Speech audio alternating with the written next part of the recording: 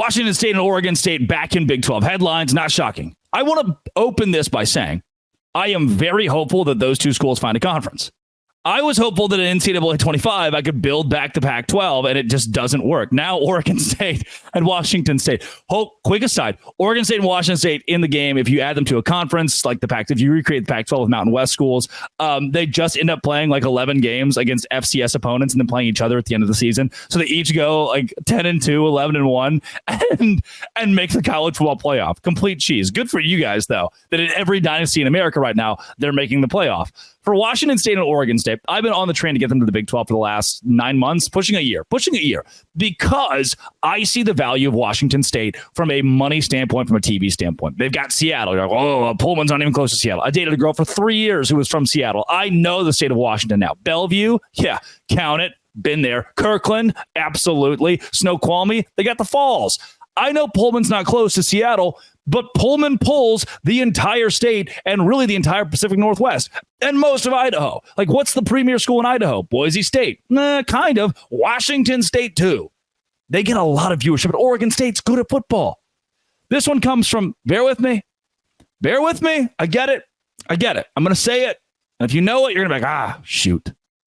This is from Greg Swain, who, not always correct. He's very self-aware that a lot of his stuff that he tweets, he's a journalist who has over 100,000 followers on Twitter. He is a TV and radio guy, college scouting and recruiting services since 1988, evaluations for college exposure. The guy's been around for a long time, and he tweets a lot of stuff. But this one, I'm going to give to you, and we're going to unpack it.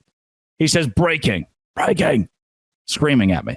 Washington State and the Beavers, I think that's Oregon State, could join the Big 12 soon if things work out. But right now, the Big 12 seems to be focusing on the entire package to get to 24, which would make them virtually untouchable to be removed as a power conference.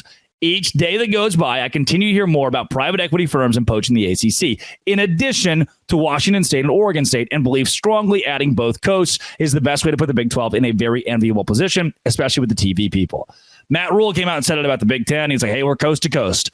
We're the best conference. Nobody else is dealing with this. The SEC is good and everything, but we're the best conference in America. And then Paul Feinbaum came out and said, Matt Rule, you're an idiot. But the coast-to-coast thing is kind of a good point. Like, it's not real. Right now for the ACC, it's not really working out because it's just rogue. Like, if the Big 12 added Florida, hopefully they had Florida State and Clemson. If the Big 12 added Oregon State and Washington State, you still have BYU, Arizona State. You've got a base that is very far west. You've got a large base in Arizona and Utah, and schools that could be regional rivals for those two. You've got 4 of those that are built in right now. From the Big 12 standpoint, and Colorado could even be considered in that conversation as well. The Big 12 standpoint, you're doing okay with a base out west.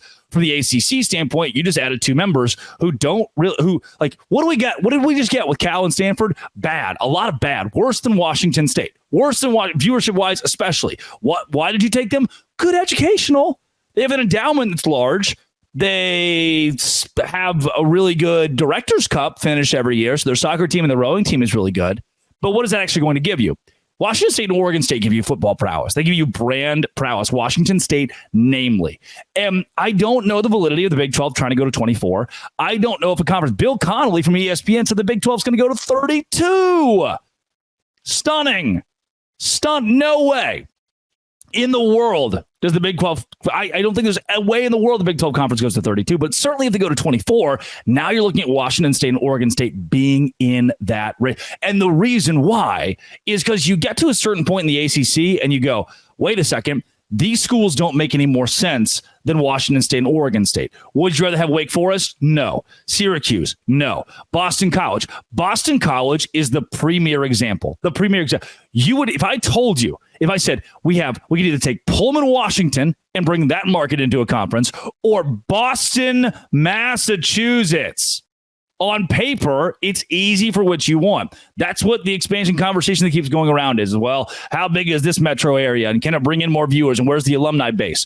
We're talking Pullman being a much better spot than Boston. So people go, oh, well, adding SMU to the ACC gives you Dallas. No, it doesn't. Dallas is a hodgepodge of gajillion fan bases that are more passionate and more prevalent than SMU. There are twice as many Texas fans, Texas Tech fans, A&M fans, TCU fans in the Dallas market. You see it in the viewership and the attendance of SMU games. For Boston, we don't need you.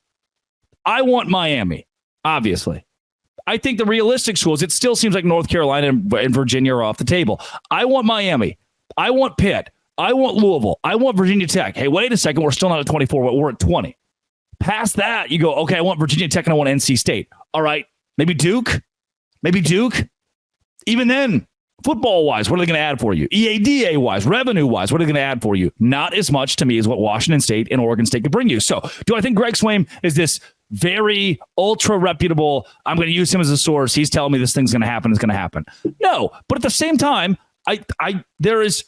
In this take, if this is true, if the Big 12 wants to move to 24 teams, then Washington State and Oregon State have to be a lock for those 24 teams. And as he keeps hearing from his sources, maybe they're the voices in his head. I'm hoping they're not. Maybe they are.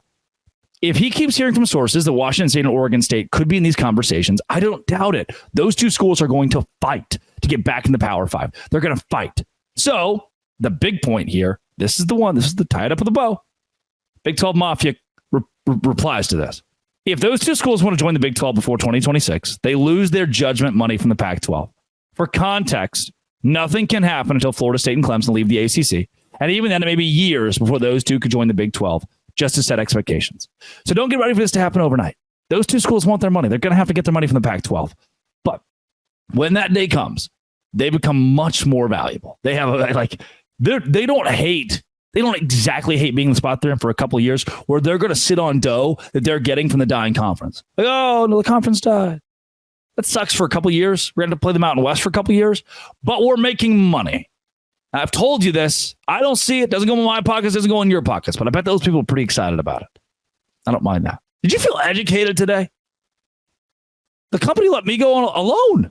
No guests. That's all the stuff that I know off of my head. My opinions and takes. Good, Well, was it? It's up to you. It's subjective. I just felt like let's just take a Monday where you and me, we sit down wherever you are. I'm sure you're listening to this while you're sitting. We sit down and we talk. We hash things out. I missed you. I did. I haven't done the alone thing, the whole show alone thing in a long time. I've get a lot of different expert perspectives from people who have different opinions. And today I said, I have my opinions. I know what I know. I'm going to prove it to you. Medal, maybe? Give me a medal, possibly. I'll look into that. Coming up tomorrow, Immaculate's coming on. I hope. This has been, it always will be, Locked On. Thanks for making it your first listen every single day. Dose Grande.